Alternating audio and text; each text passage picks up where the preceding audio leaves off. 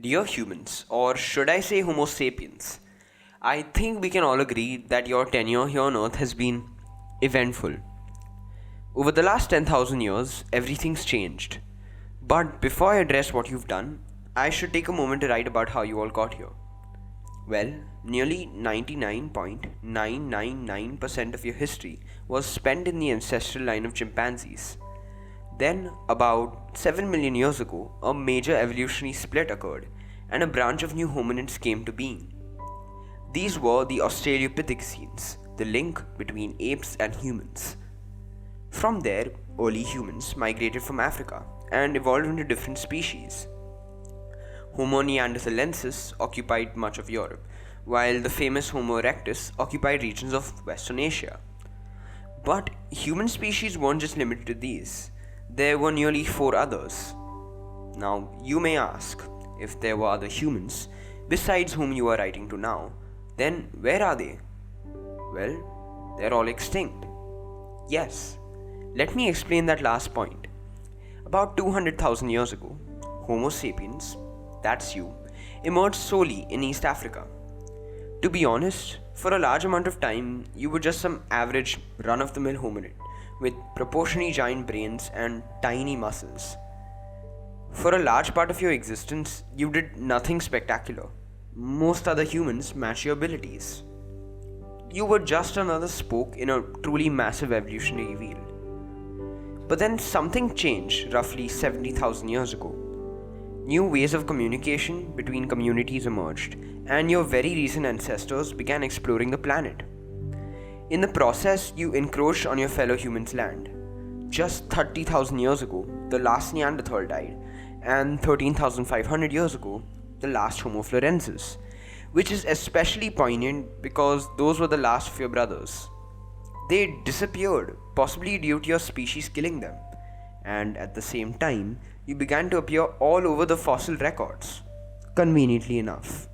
40,000 years ago, you landed in Australia, and 16,000 years ago in America. You had truly conquered the globe. Well, what caused this sudden and rapid change from locally bound average humans to intercontinental explorers? Nobody is really sure, but some suggest a mutation which led to a revolution in cognition to be the reason. As the arrow of time shot ahead, and with that the wheel of evolution slowly rolled, you humans built marvelous structures. No, not buildings, but constructs like culture, language, and art. Around 12,000 years ago, the ability to command the growth of plants came across your hands. You wielded that ability to its maximum, and soon civilizations centered around crops spanned the landscape. Empires flourished and fell, cultures integrated, and before you know it, the scientific revolution struck in the 1500s and the industrial revolution in the 1700s. Guns emerged, then machines in factories, then trains, then steamboats, then planes, and before you know it, behemoth-sized skyscrapers. Infant mortality dropped and your population burgeoned as you gained command over medicine, injections, vaccinations, and painless surgeries. All that just 500 years ago. Scientists of the likes of Einstein, Newton, Darwin, and countless others redefined how you thought about the world. Never before did you know how species evolved or how gravitation did its magic. Now, with the power of the atom, genome, and ability to go to space in your hands, you stand the highest you ever have. But your history is tainted with immense bloodshed and cruelty, which I must address. You see, dear humans, when I mentioned how you colonized Australia, roughly 40,000 years ago, I forgot to add how following that, nearly 95% of Australia's megafauna disappeared. Hear this, your relentless hunting led to the loss of truly magnificent species.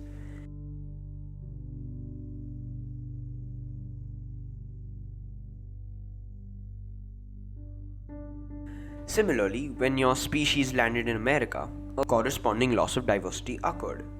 Mammoths, saber-toothed tigers, even camels, which roam the American landscape, all vanished.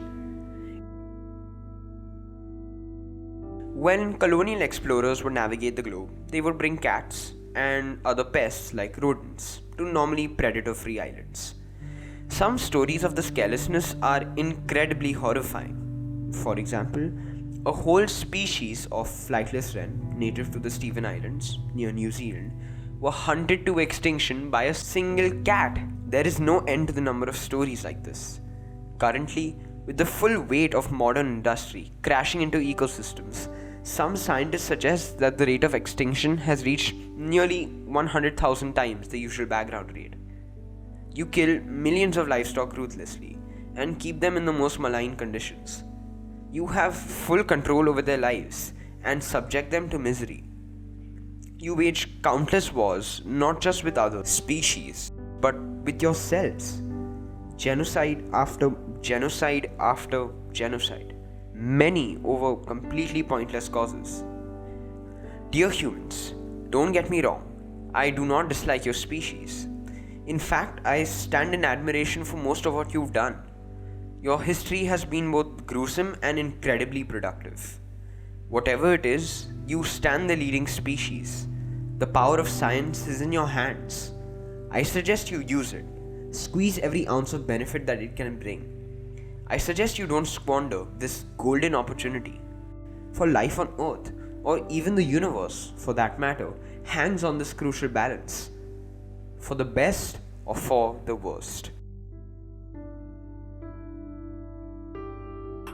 Dear humans, this video was a mammoth task. It took nearly 110 hours to research and make. If you liked it, consider subscribing to the channel and sharing it with others. Stay for more videos.